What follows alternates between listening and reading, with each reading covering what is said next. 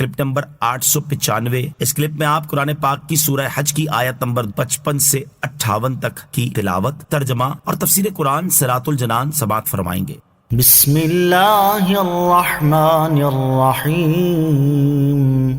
ترجمہ، اللہ کے نام سے شروع جو نہایت مہربان رحمت والا ہے۔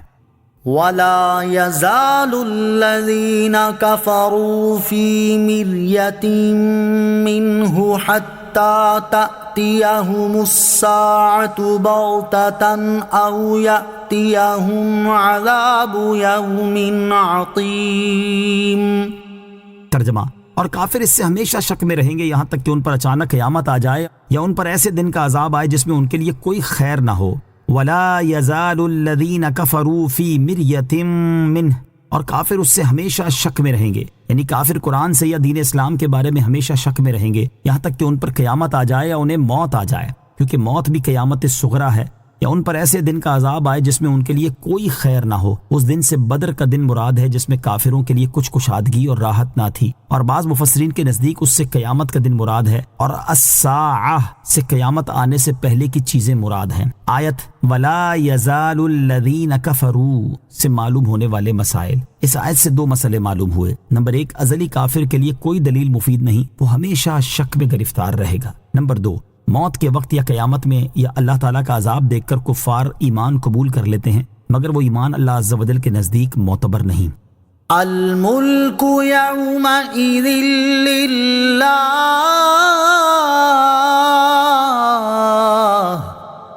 یحکم بینہم فالذین آمنوا وعملوا الصالحات فی جنات النعیم والذین کفروا وکذبوا بآیاتنا فأولئک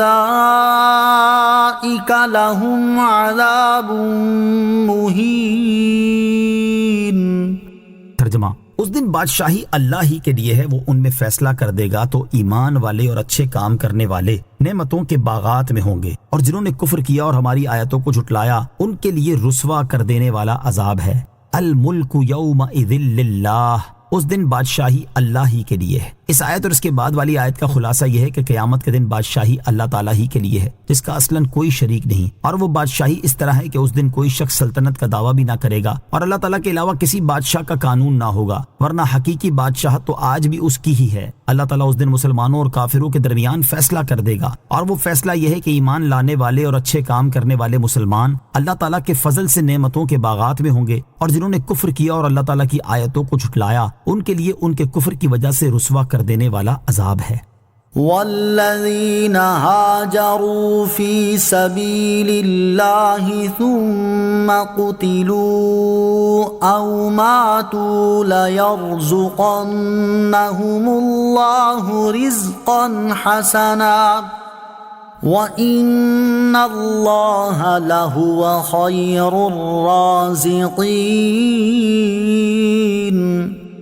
ترجمہ، اور وہ جنہوں نے اللہ کی راہ میں اپنے گھر بار چھوڑے پھر قتل کر دیے گئے یا خود مر گئے تو اللہ ضرور انہیں اچھی روزی دے گا، اور بے شک اللہ سب سے اچھا رزق دینے والا ہے۔ والذین ہاجروا فی سبیل اللہ، اور وہ جنہوں نے اللہ کی راہ میں اپنے گھر بار چھوڑے۔ شان نزول، بعض صحابہ کرام رضی اللہ تعالی عنہم نے نبی کریم صلی اللہ تعالی علیہ وسلم سے عرض کی، یا رسول اللہ صلی اللہ تعالی علیہ وآلہ وسلم، ہمارے جو اصحاب شہید ہو گئے ہم جانتے ہیں کہ اللہ تعالیٰ کی بارگاہ میں ان کے بڑے درجے ہیں، اور ہم جہادوں میں حضور اقدس علیہ السلام کے ساتھ رہیں گے، لیکن اگر ہم آپ کے ساتھ رہے اور ہمیں شہادت کے بغیر موت آئی تو آخرت میں ہمارے لیے کیا ہے؟ اس پر یہ آیت اور اس کے بعد والی آیت نازل ہوئی، اور اس آیت میں فرمایا گیا کہ وہ لوگ جنہوں نے اللہ تعالیٰ کی راہ میں اپنے گھر بار چھوڑے اور اس کی رضا کے لیے عزیز و اقارب کو چھوڑ کر وطن سے نکلے اور مکہ مکرمہ سے مدینہ طیبہ کی طرف ہجرت کی، پھر جنگ میں یا تو شہید کر دیے گئے یا انہیں طبعی طور پر موت آ گئی، تو اللہ تعالیٰ ضرور انہیں جنت کی اچھی روزی دے گا جو کبھی ختم نہ ہوگی، اور بے شک اللہ تعالیٰ سب سے اچھا رزق دینے والا ہے، کیونکہ وہ بے حساب رزق دیتا ہے، اور جو رزق وہ دیتا ہے اس پر اللہ تعالیٰ کے علاوہ اور کوئی قادر نہیں۔